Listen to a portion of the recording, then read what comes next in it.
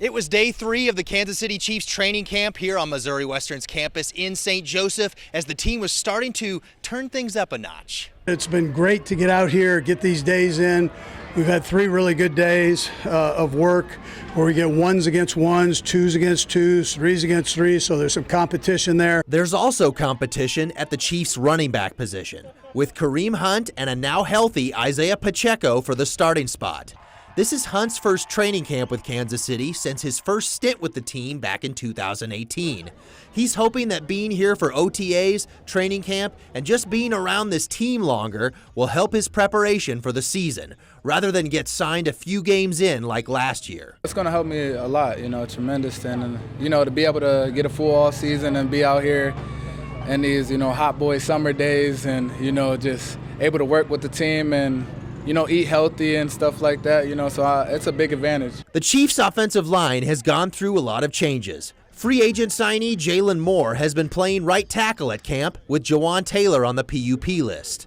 Former second-round pick Kingsley Suamataia is now the left guard, and first-round pick Josh Simmons has been in at left tackle in St. Joe.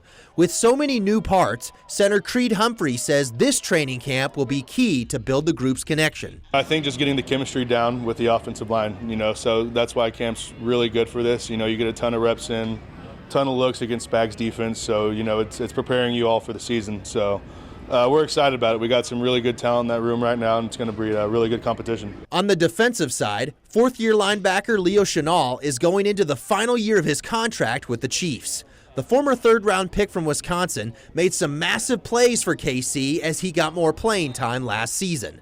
Right now, Chenal's not worried about his contract situation. He's putting the team first. I try to keep my mind off it as best you can. That can become an unnecessary stress on yourself and on your shoulders. So I just look at, still being selfless, doing what I can for the team, not trying to do too much, still do my job and, doing what I can, but at the same time growing and get better. The team will be back to practice on Friday, have an off day on Saturday, and then the pads come on for the first time on Sunday. We'll have more coverage of camp throughout the weekend and beyond right here on KQ2. Reporting from Missouri Western's campus in St. Joseph, Brett Kennedy, KQ2 Sports.